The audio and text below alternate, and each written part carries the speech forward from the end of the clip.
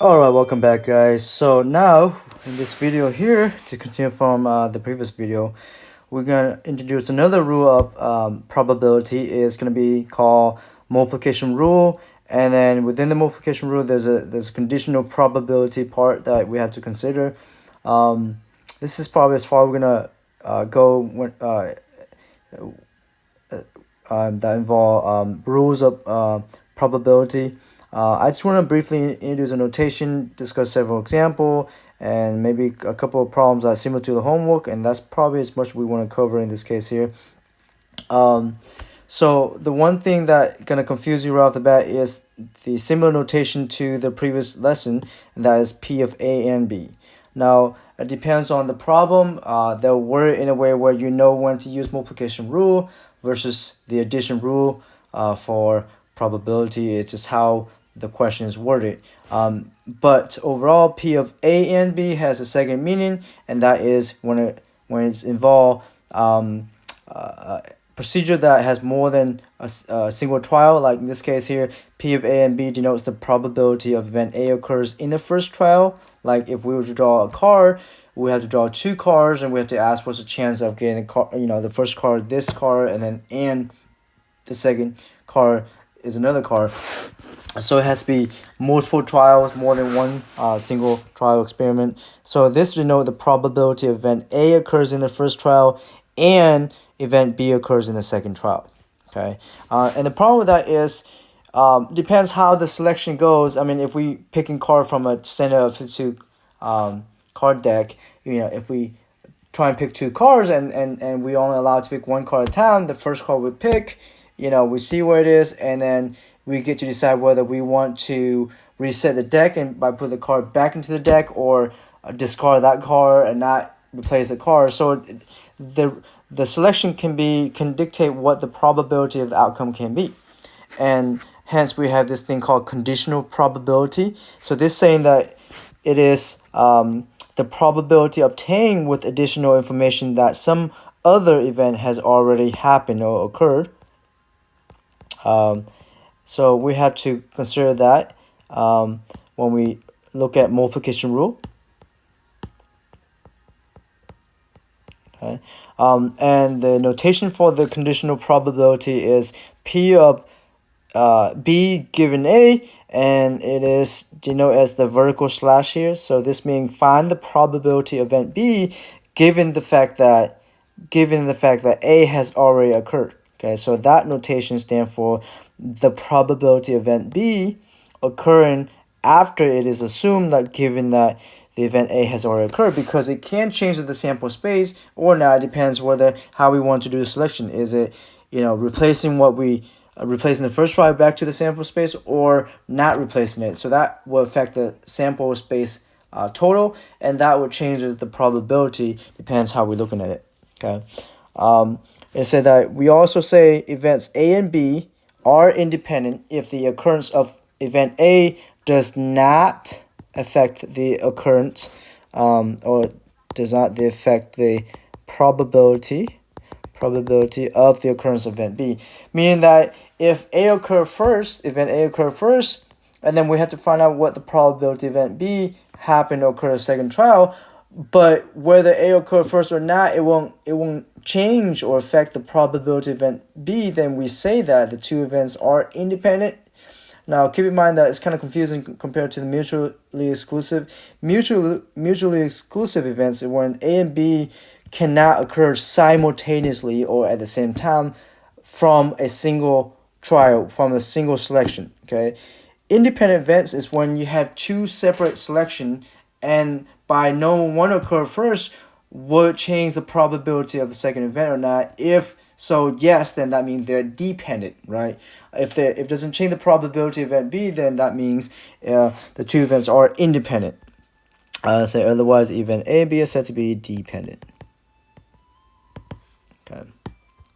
All right, moving on. Here's a general multiplication rule. P of A and B, it is taking the probability of event A, multiply the probability of event B, given that A and B, given that A has already occurred. So it's a probability event A times the conditional probability event B given A has already occurred. So that's a general multiplication rule. If we happen to know that one event happened before the other, it won't affect the outcome of event B. We call those two events are independent. Then the multiplication rule of probability now becomes just probability event A times the probability event B if the two events are independent. So be really careful there, okay? Definition.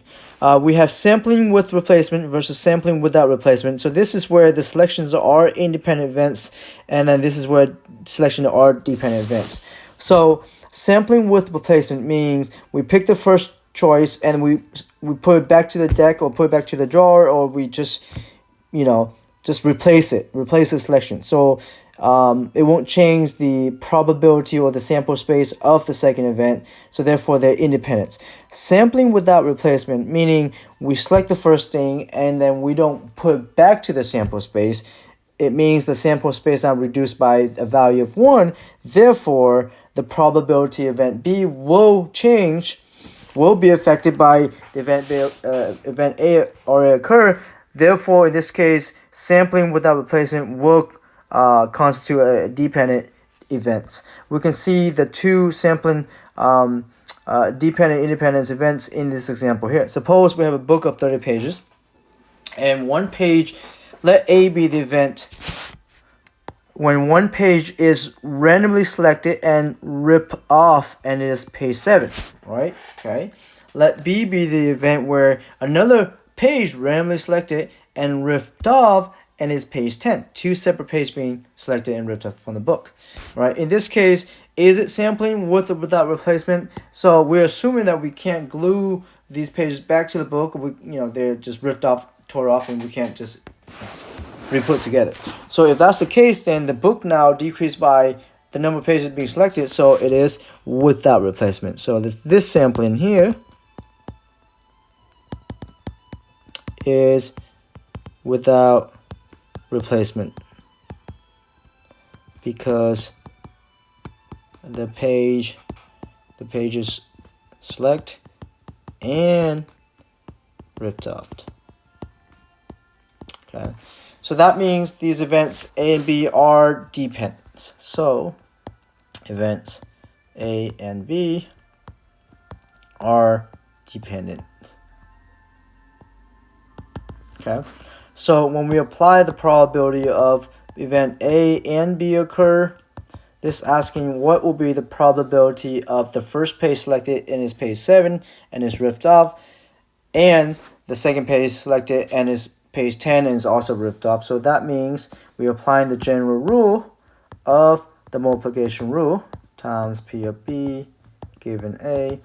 Okay, so we know if the first page being selected and is ripped off and it is page 7, there's only one page 7 out of 30, so that's 1 out of 30.